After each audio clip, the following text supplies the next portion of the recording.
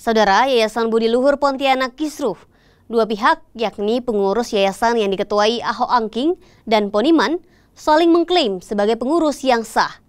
Untuk menyelesaikan persoalan ini, pengurus Yayasan Budi Luhur Abadi Pontianak melaporkan pengurus Yayasan Budi Luhur Pontianak ke polisi.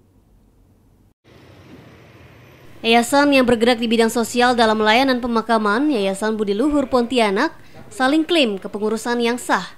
Antara pengurus Yayasan Budi Luhur Pontianak yang diketuai Ahok Angking dengan Yayasan Budi Luhur Abadi Pontianak yang diketuai Poniman. Untuk menyelesaikan persoalan ini, pengurus Yayasan Budi Luhur Abadi Pontianak bahkan melaporkan pengurus Yayasan Budi Luhur Pontianak ke polisi. Kuasa hukum Yayasan Budi Luhur Abadi Pontianak, Raimundus Loin bilang, Yayasan Budi Luhur Abadi Pontianak didirikan sejak tahun 1962 dengan nama pertamanya Pek Kong Hui. Kemudian seiring berjalannya waktu, terjadi perubahan akta. Namun pada tahun 2017, terdapat sekelompok orang yang membuat akta pendirian yayasan yang tidak sah karena tanpa melalui rapat bersama seluruh pengurus yayasan yang lama.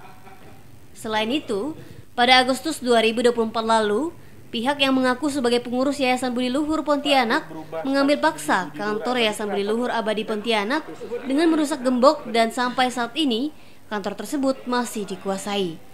Dengan demikian maka muncul persoalan hukum, akhirnya kunci pintu yang gedung yayasan dirusak oleh kelompok ini. Jadi kelompok ini akan dirusak oleh ibu yang awalnya menjadi bendahara, itu Minarni, laporlah ke Polsek Selatan. Lapor ke Polsek Selatan tentang pengrusakan. Nah, tadi kami udah koordinasi ke Polsek Selatan, lapor pengrusakan. Nah, setelah pengrusakan ini, juga Ibu Minarni lapor ke Polda karena pemalsuan, karena dinilai akte itu palsu. Mengapa?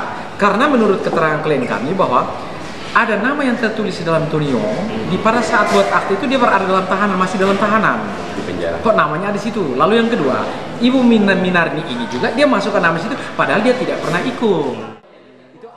Ketika dimintai keterangan soal dugaan pemalsuan akta yayasan dan perusakan yang dilakukan, Humas Yayasan Budi Luhur Pontianak, Ali alias Chunhwat, mempersilahkan persoalan ini dilaporkan ke polisi dan dibuktikan sesuai prosedur yang berlaku karena Indonesia negara hukum.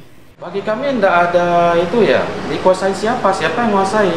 Makanya dari awal saya bilang, kalau memang merasa oh itu punya si A, si B, ya silakan berproses hukum.